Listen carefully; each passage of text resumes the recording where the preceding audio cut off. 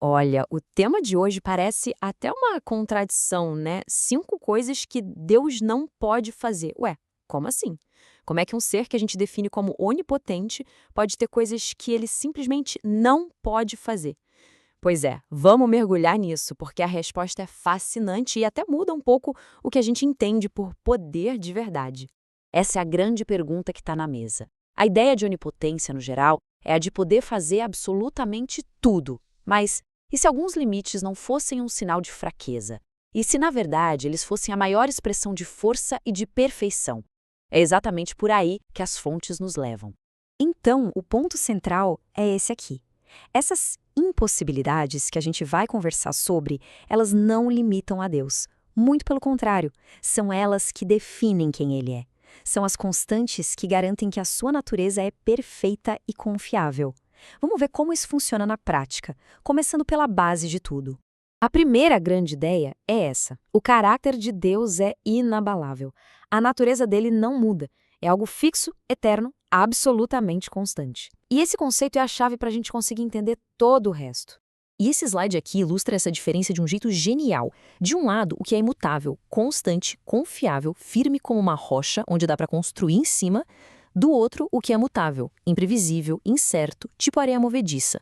A imutabilidade de Deus quer dizer que o seu caráter, as suas promessas, a sua justiça, tudo isso é totalmente confiável porque simplesmente nunca muda. Lá no Antigo Testamento, o profeta Malaquias registra uma fala do próprio Deus que é direta ao ponto. Eu, o Senhor, não mudo. Isso não é só uma frase de efeito, é uma promessa de estabilidade num universo que está sempre mudando. E é dessa natureza imutável que surgem as primeiras impossibilidades. Primeiro, como a gente acabou de ver, Deus não pode mudar. Tiago escreve na sua carta que nele não há mudança nem sombra de variação. Segundo, se a natureza dele é a própria verdade, faz todo sentido que Deus não possa mentir. O apóstolo Paulo, numa carta a Tito, diz que a palavra de Deus é uma garantia absoluta. E por fim, ele não pode se arrepender do jeito que um ser humano se arrepende.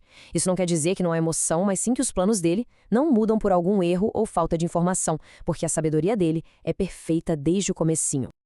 Ok, vamos para a próxima parte e ver como essa história se desenvolve. Se o caráter de Deus é imutável e perfeitamente verdadeiro, isso tem consequências diretas para a ideia de justiça, né? A natureza santa dele acaba criando um padrão absoluto. O profeta Abacuque, numa conversa bem sincera com Deus, vai direto no ponto central do problema. A santidade de Deus é tão absoluta, tão pura, que ela é incompatível com o mal. A natureza dele não consegue contemplar iniquidade. E isso cria uma separação fundamental. E só para não deixar nenhuma dúvida, iniquidade é basicamente isso. A ausência de retidão, o estado de ser injusto. É o oposto direto do caráter de Deus. Se Deus é a definição de justiça, a iniquidade é a negação total disso. Olha só esse número, 118. Parece aleatório, mas não é. Essa é a quantidade de vezes que o conceito de justiça e retidão aparece no Antigo Testamento, usando uma palavra hebraica bem específica. Isso não é só uma estatística, mostra o quanto a justiça central é fundamental para a natureza de Deus segundo as fontes. Então, aqui está o dilema. O padrão de Deus é a justiça perfeita, absoluta. Mas, na carta de Paulo aos Romanos, a condição humana é descrita de forma bem clara. Não há justo, nenhum sequer. E aí, como que um Deus que é perfeitamente justo pode se relacionar com uma humanidade imperfeita? Isso nos leva para a próxima grande impossibilidade. A resposta para esse dilema todo, como é apresentada nas fontes, está na ideia de um sacrifício necessário. A justiça divina, por ser o que é, exige que a injustiça seja resolvida de alguma forma. E aqui está a outra impossibilidade. Deus não pode perdoar o pecado sem uma expiação, ou seja, sem um pagamento que satisfaça a justiça.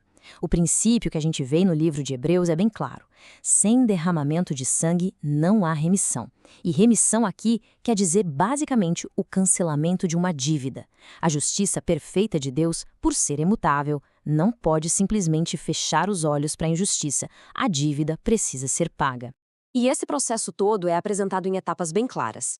Primeiro, o problema universal. Todo mundo é imperfeito. Segundo, a solução divina, que não é ignorar o problema, mas oferecer a justificação, que é o ato de ser declarado legalmente justo, como um presente. E o terceiro passo é a nova realidade. A obediência de um único ser perfeito, Cristo, permite que muitos outros sejam considerados justos diante de Deus. Essa passagem aqui, nossa, ela amarra tudo de um jeito incrível. O inocente toma o lugar do culpado. É o conceito da substituição, onde a justiça perfeita de um é como se fosse creditada na conta de outros. E esse mecanismo é o jeito que o padrão de santidade é cumprido. Por quê? E aqui vem outra impossibilidade. Deus não pode permitir a imperfeição na sua presença. A justiça tem que ser perfeita. E tudo isso nos traz de volta lá para o começo. Vamos juntar todas as peças do quebra-cabeça e resolver aquele paradoxo inicial sobre poder e limites. Essa é a quinta e última impossibilidade, e ela, na verdade, resume todas as outras. E a resposta, com base em tudo que a gente viu sobre o caráter imutável e a justiça perfeita, é um sonoro não. E a lógica por trás disso é consistente em várias fontes. Na carta de Tiago, a gente lê que Deus não pode nem ser tentado pelo mal.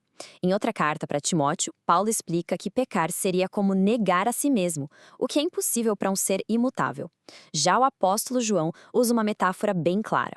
Deus é luz e onde tem luz não pode haver trevas. E lá em Deuteronômio, lemos que a obra dele é perfeita e o pecado é, por definição, uma imperfeição. E aqui está a resolução do nosso quebra-cabeça. Onipotência não é a capacidade de fazer, sei lá, um quadrado redondo ou de mentir. Isso seria ilógico, contrário à própria natureza da perfeição.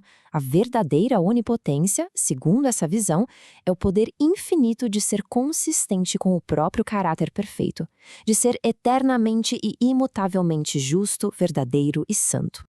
E a gente termina com essa reflexão.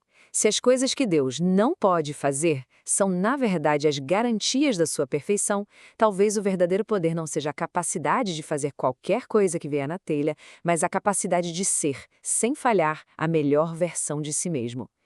O que será que isso nos diz sobre o valor que a gente dá para a integridade, para a confiança e para a justiça no nosso dia a dia? Fica aí a pergunta para a gente pensar.